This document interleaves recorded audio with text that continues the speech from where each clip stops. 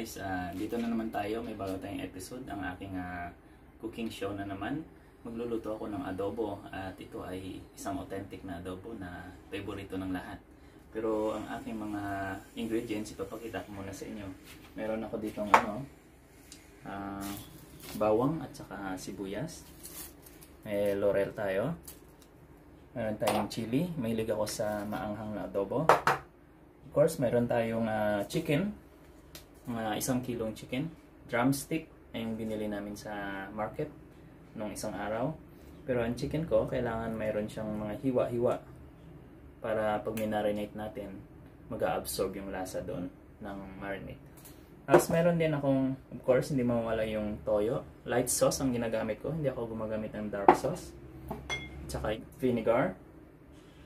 Meron din akong spices, mga black peppercorn. Mayroon din akong other spices, Italian seasoning para sa adobo ko. Mayroon akong rosemary. Nilalagyan ko ng rosemary ang adobo guys para maiba yung amoy at masarap yung lasa. So umpisahan ko yung pag-prepare ng ingredients. Ito ang gagawin natin muna ay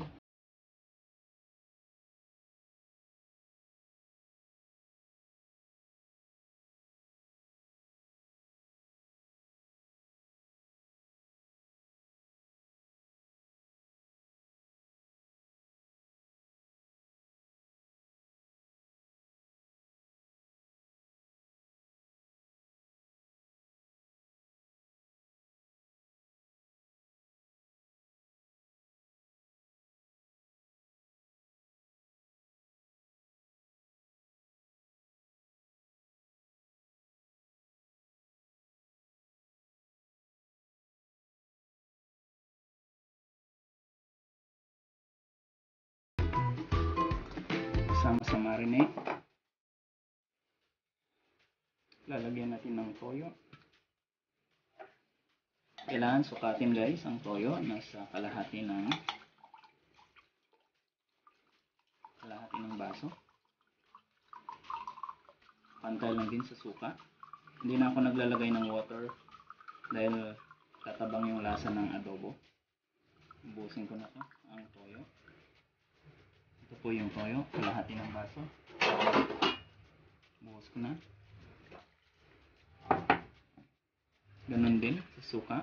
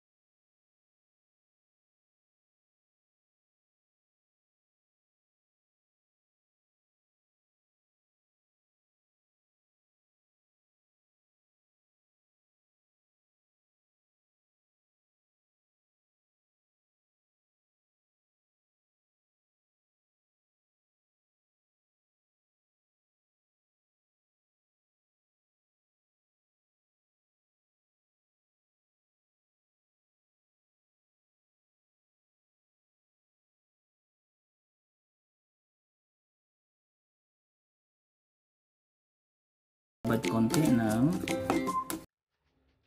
10 minutes bago lutuin. Ganyan guys, haluin lang ng haluin. Kailangan mamarinate ng gusto itong ating adobo bago lutuin. Ganyan lang guys. Tandaan natin guys, ang ating ingredients ay bawang, sibuyas. Depende kung gaano karaming bawang at sibuyas. Depende sa inyo. Lagyan natin ng kalahati ng cup ng vinegar and half cup of soy sauce. light sauce gamit ko guys, light sauce. Hindi ako gumagamit ng dark sauce. Kasi mas masarap ang light sauce compare sa dark sauce. Ayan. So, marinate ko muna yung 10 minutes. Babalikan natin bago natin lulutuin.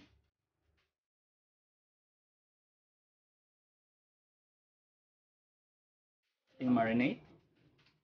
Ready na ang ating adobo para isalang. After 10 minutes, ilagay ko ng adobo guys.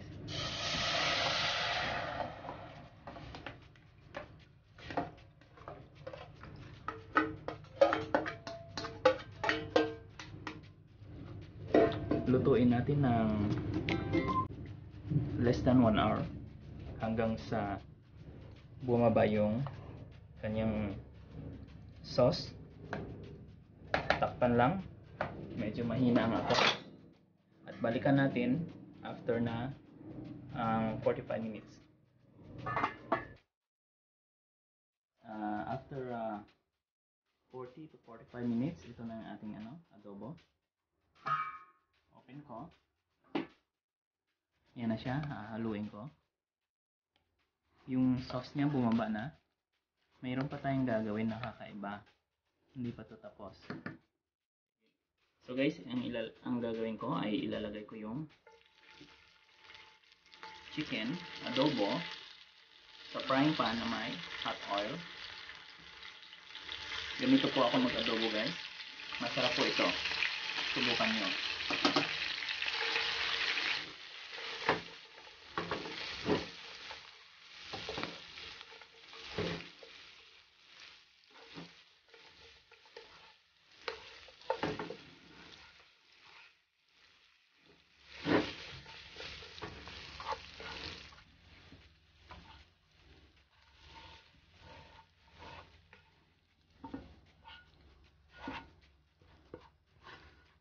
So guys, ang ating adobo ready na i-serve. Mayroon akong a cup of rice.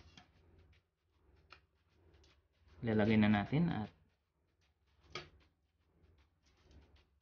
syempre ang adobo ko hindi yan kompleto kung wala ang aking favorite na side dish na vegetable, yung mushroom and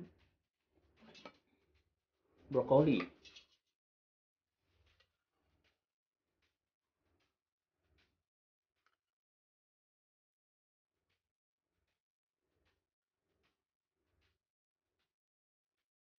Ayan guys, ang ating adobo, ang aking finished product na adobo guys. Katakam-takam. Kung nagustuhan nyo po itong aking video, bigyan nyo lang po ako ng thumbs up at huwag kalimutan mag-subscribe at i-notify para sa next kong cooking show. Maraming salamat.